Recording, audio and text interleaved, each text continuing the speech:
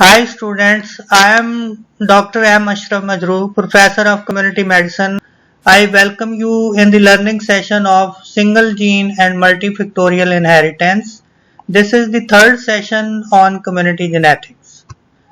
The agenda of this session include classification of genetic disorders, single gene or Mendelian inheritance, polygenic and multifactorial inheritance, prerequisites of genetic counseling and testing, life cycle approach for genetic disorders. The first agenda of this session, classification of genetic disorders. Genetic disorders are generally classified into three categories: chromosomal, monogenic, polygenic, or multifactorial. In chromosomal, there are the numerical and structural anomalies of the chromosomes. Thousands of genes may be involved. Multiple organ systems are affected, usually occur as de novo defects, but sometimes it is inherited. The monogenic disorder are the dominant or recessive pedigree patterns, also known as Mendelian inheritance, can affect structural proteins, enzymes, receptor, transcription factors. They may be inherited through the autosomal pairs of chromosomes and the sex pair of chromosomes.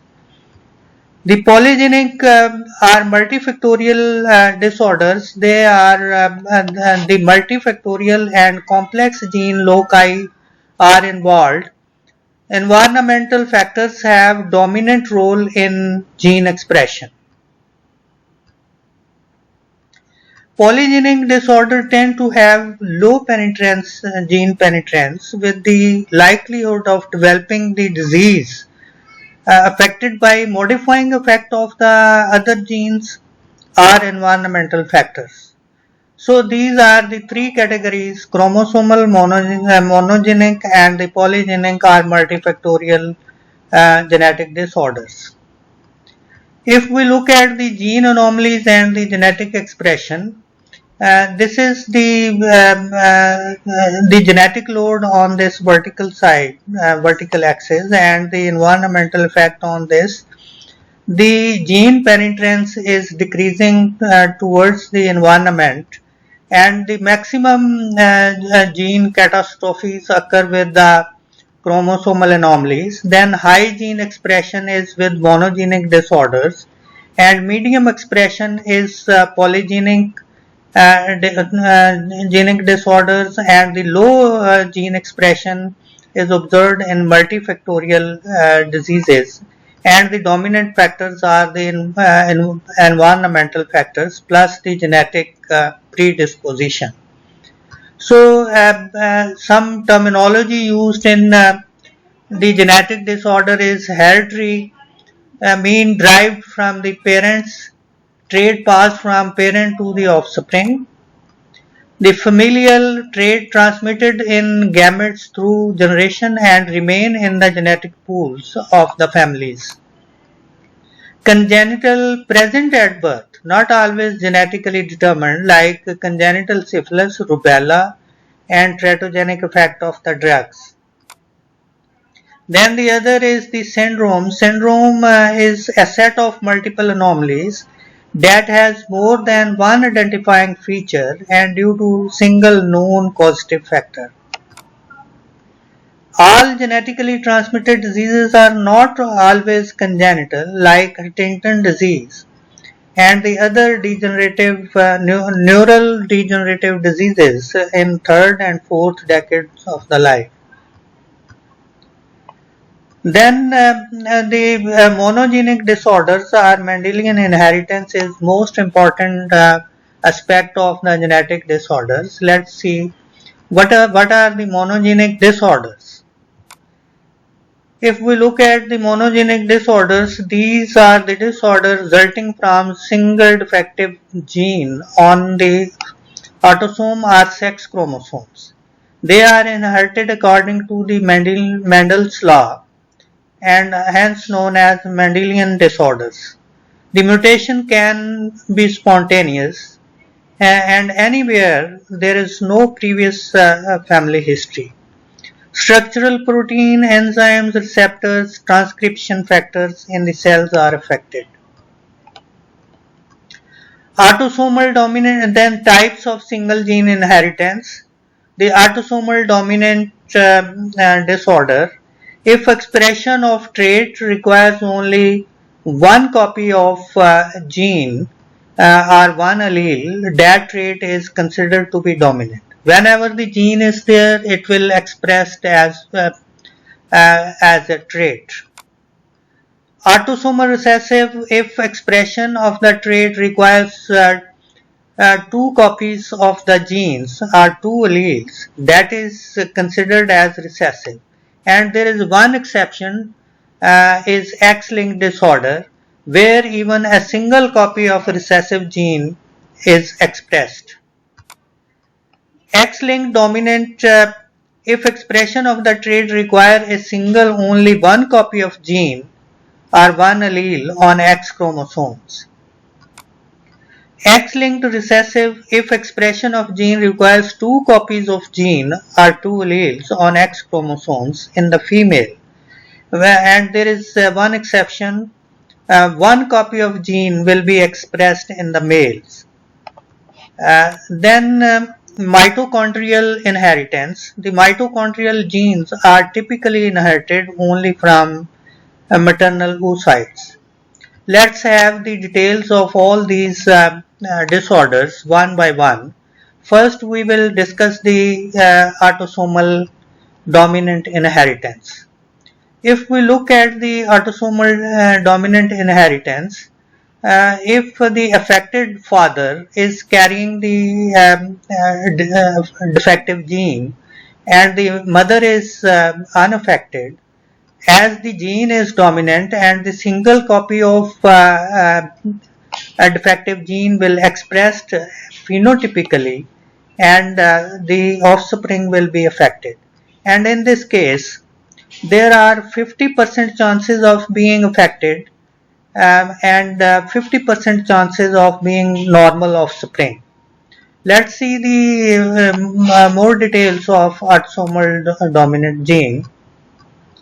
Autosomal dominant disorder expressed through the inheritance of a single copy of a defective gene. Both males and females can be affected. Male and female transmit the trait with equal frequency. The chances of expression of disease is 50% in each pregnancy. If the faulty gene is inherited, it will always result in an affected individual. Successive generations are affected or can freshly arise from mutant gene, more common in adults and more serious. So these are the salient features of autosomal dominant inheritance, and the clinical syndromes associated with the autosomal dominant inheritance are familial hypercholesterolemia, Huntington's disease, lactose intolerance, Marfan syndrome, myotonic dystrophy, polycystic kidney, porphyria, tuberous sclerosis. And it is again reiterated that the dominant gene will express, when it is on autosome, it will express in 50% of the offspring and the 50% of the offspring will be the normal.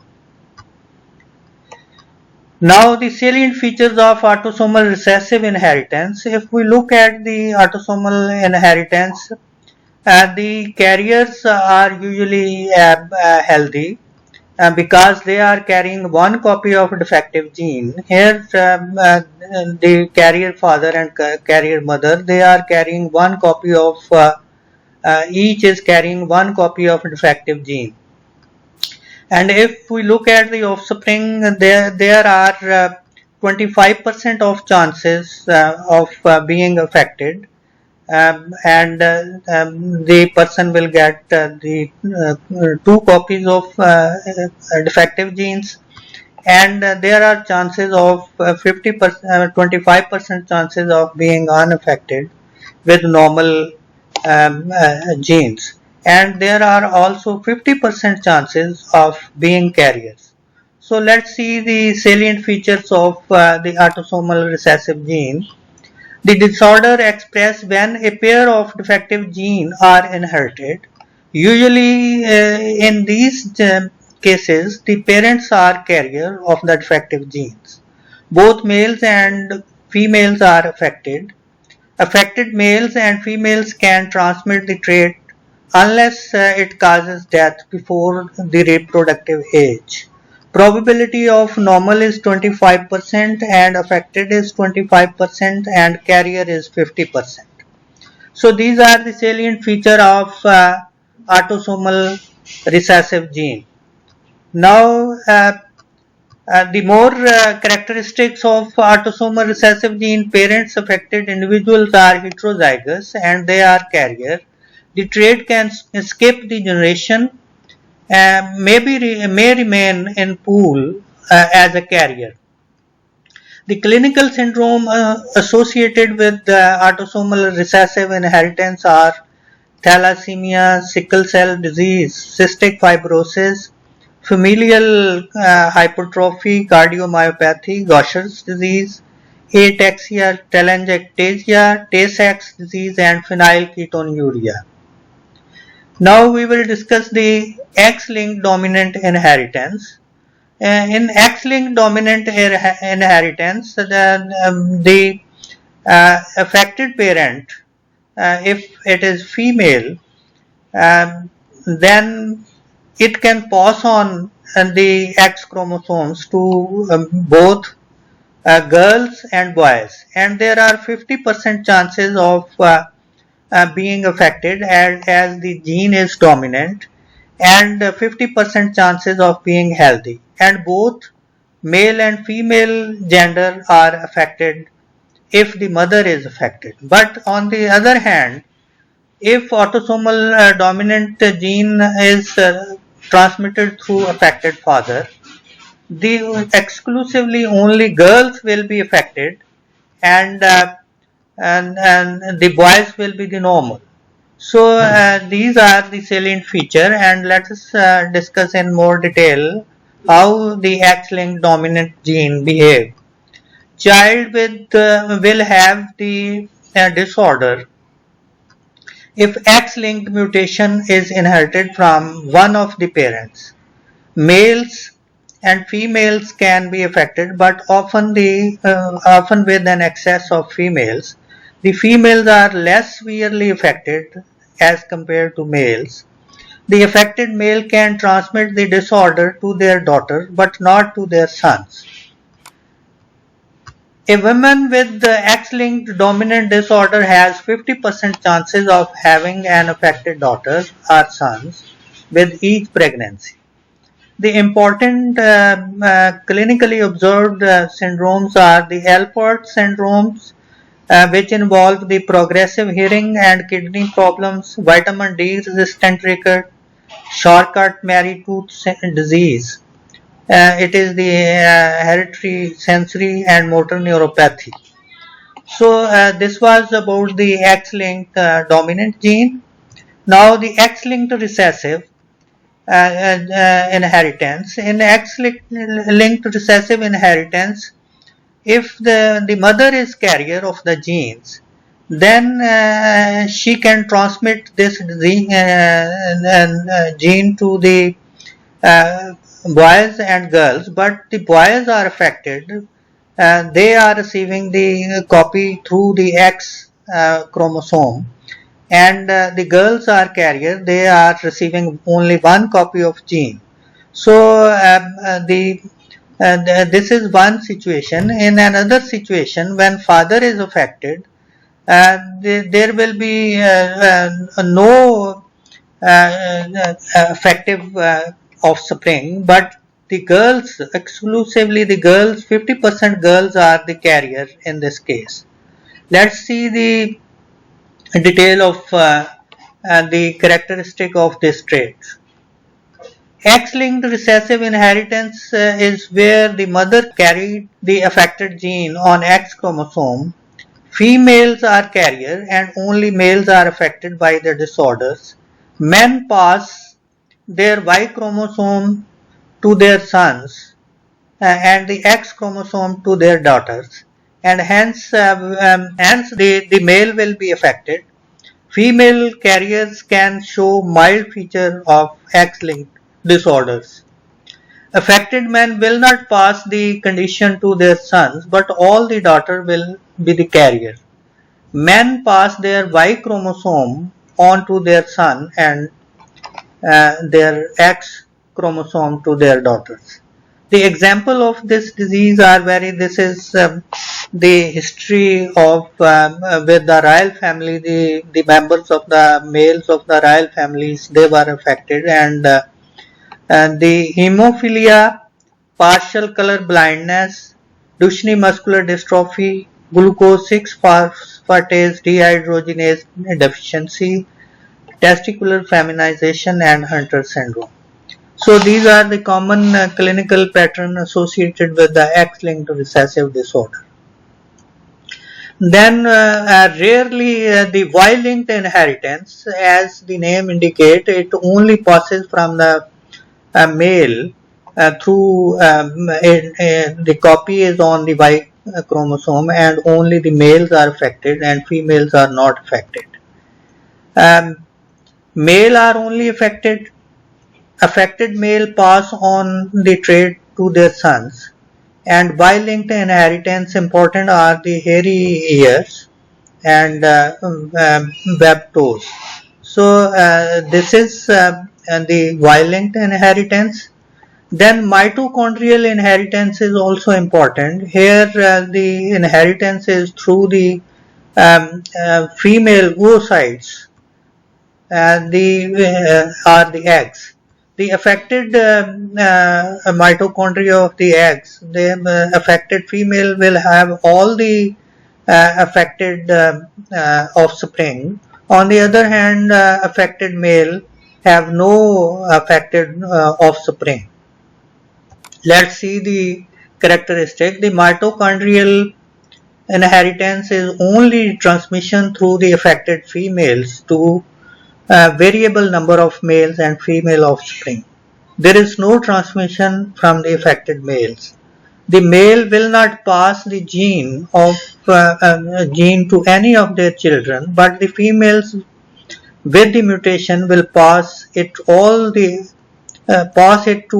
other children, regardless of whether they are sons or daughters. The example of mitochondrial inheritance is Leber's hereditary optic neuropathy. It is the painless loss of central vision between 12 to 30 years of age. Both eyes are affected at the same time. So this was about the single gene inheritance. Now we will discuss the polygene or multifactorial inheritance. The polygene or multifactorial inheritance will be defined if it fulfills the criteria as narrated. The recurrence risk with the relatedness is increased, recurrence risk with prior offspring is increased, the recurrence risk by severity of disease is increased, and recurrence risk with the gender will be increased in the respective gender. So if we see the details of this multifactorial and polygenic disorders, the multifactorial disorder shows an increased incidence in the offspring of consanguineous parents but remain below the Mendelian trends. If proband, mean the first family member affected, is severely affected, then risk to the close relative are greater than if proband is mildly affected. If there is more than one affected close relative, the risk for the other relative are significantly increased. The threshold is different for men and women. Some diseases like pyloric stenosis affects the boys 5 times more than the girls, whereas in congenital dislocation of hip joint, 7 times more frequent in women as compared to men. So this is the criteria for multifactorial and polygenic inheritance. Now if we see the difference between the polygenic and multifactorial inheritance, in strictly speaking, the term of polygenic and the multifactorial inheritance are sometimes used interchangeably. However, in the strict sense, the polygenic refers to sum total effect of many genes, and it mainly includes the congenital malformations. Whereas multifactorial also include the combined effect of interaction of environment and genetic determinants, and it is generally include non-communicable diseases. So here is the dichotomy between the polygenic and multifactorial, and dichotomy is that it is mainly clustering of the congenital malformation, and it is the non-communicable diseases which are determined by the environmental factors. Here we can have the list of the demarcation between the polygenic and multifactorial. Here are the multifactorial, generally the non-communicable diseases like ischemic heart disease, blood pressure, Alzheimer, arthritis, diabetes, cancer, obesity, peptic ulcer, asthma, gout, and osteoporosis. On the other hand, all these have the congenital defects. The cardiac defects, cleft lip, palate, hip dislocation, hypospadias, spina bifida, phalocele, posterior urethral valve, renal agenesis, and talipes equinovarus. So this is the dichotomy between the polygenic and multifactorial disorders. So if we look at the details of the spectrum of gene expression, the spectrum of gene expression is continuous, and there is no clear demarcation, but we will see the clustering of the diseases in various groups. On this side extreme is the environment, and on this extreme is the genetic predisposition. If we look at this box, most of the chromosomal and single gene inheritance, they have full gene penetrance, and they are clustered here.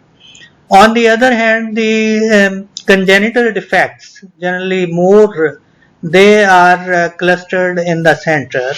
And if we go towards the environmental side, the environment, the peptic ulcer, diabetes, asthma, and hypertension, tuberculosis, and silicosis and asbestosis like diseases, they are truly environment, and mostly these are the non-communicable diseases.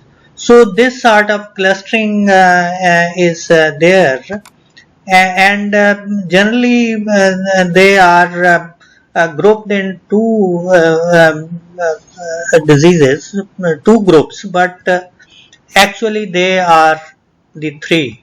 Now if we regroup the genetic diseases, they are falling into four groups. One is the chromosomal, single gene or Mendelian inheritance, polygenic, and multifactorial. And the diseases here, the syndrome related to the chromosomes, and here the single gene inheritance disorders already described, and here are the congenital defects mainly, and here are the non-communicable diseases.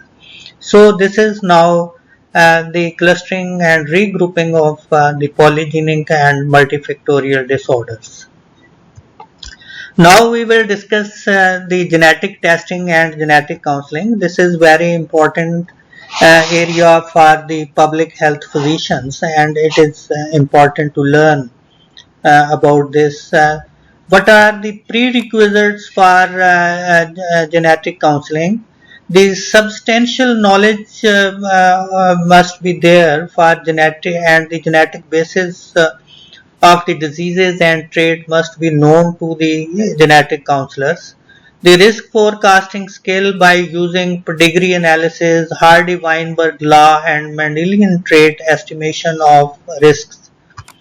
Then available options of the gene technology, genetic testing outlets, and cost of the genetic testing must be known to the counselors. The feasibility of offering genetic testing carriers and its consequences must be known to the counselors, and the state policies and the laws for genetic testing must be known to the counselors. Social implications are very sensitive areas like social norms, customs, ethics, and human rights. They must be known to the genetic counselors. Now, what are the available options for genetic testing? The available options are maternal serum screening in first trimester, pregnancy associated plasma protein A, and the human chorionic gonadotrophin levels must be done. In second trimester, maternal serum alpha fetoprotein, unconjugated estrol, and human chorionic gonadotrophin. And in the next step, the radiological screening, the routine ultrasound scan must be done, and targeted ultrasound related to the syndromes. Doppler studies of the and the fetal echocardiography, magnetic resonance imaging MRI must be done. So these are the two steps prior to the invasive procedures. Then the invasive sampling include the chorionic villus sampling for biological and karyotyping, and similarly the amniocentesis and cardocentesis, which is also known as fetal blood sampling. They are the invasive procedure, and we will have some detail of these invasive procedures. Then last but not least, the newborn screening is very important for early intervention and to reduce the disease burden. And the metabolic testing for metabolic diseases, congenital defects, syndromes, and hearing and vision loss must be screened in newborns. So these are the available options starting from the maternal serum and to the neonatal screening. So if we see the chorionic villus sampling, it is done on 8 to 10th weeks of gestation. The fluorescence in situ hybridization are abbreviated as FISH test is done. DNA sequences on chromosomes are done. Fluorescence microscopy is done. These are sensitive diagnostic for single gene inheritance as well as the chromosomal anomalies. Similarly, amniocentesis, it is done on 14th to 16th week, and the cannula is accessed in the amniotic fluid. Amniotic fluid is drawn, and then it is subjected to biochemical test and the karyotyping. The biochemical analysis, enzyme activity, and the tissue karyotyping PCR is done, and they are also very sensitive for single gene inheritance and chromosomal anomalies. Then the steps for genetic counseling, it is very important. After genetic testing, the counseling is done. The counseling steps include the health education and awareness, and at first step, the population data-based information must be disseminated, and familial clustering trends of the diseases and traits must be known to the population, and risk of morbidity and disability must also be known to the population through health education and awareness. Then genetic testing and feasibility options are included. The individual family session for option of genetic testing must be discussed. Pros and cons of the genetic testing must be explained to the families. Available gene testing services and the cost must be explained to the families. And then pre-test counseling, the chances of positive and negative must be explained. Availability option if test is positive must be explained to the family. Social and legal aspect must be explained to the couples and the families approaching for genetic counseling.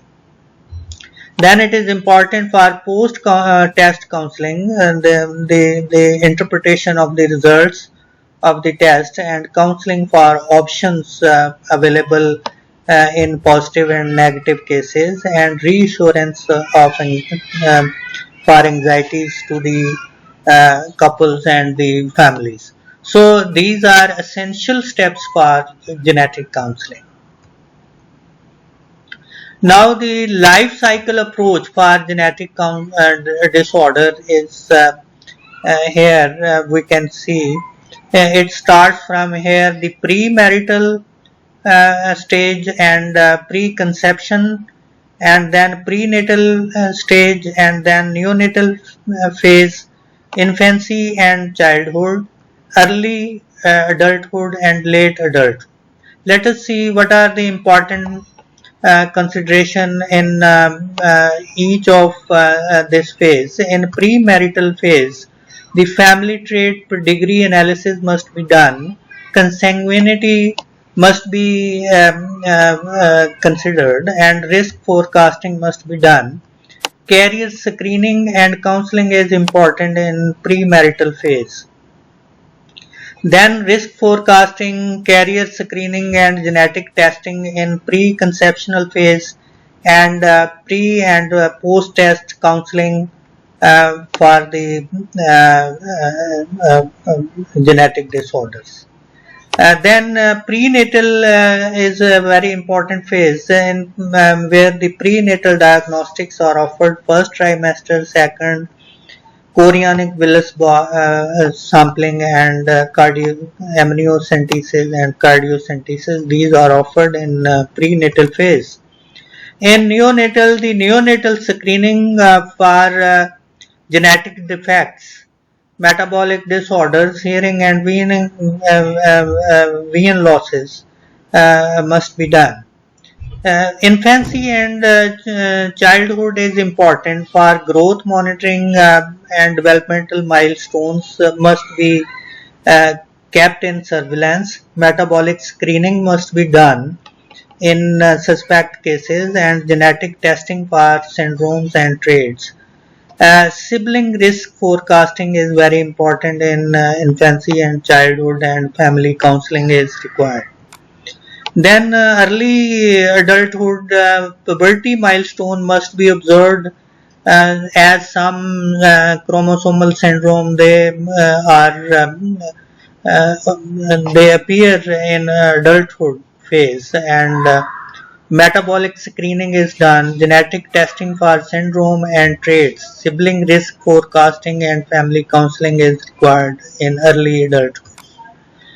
In late adulthood, the familial risk clustering of diseases and screening must be advised for coronary heart disease, hypertension, diabetes, counseling for primary prevention and premarital counseling. All these are done in late adulthood phase.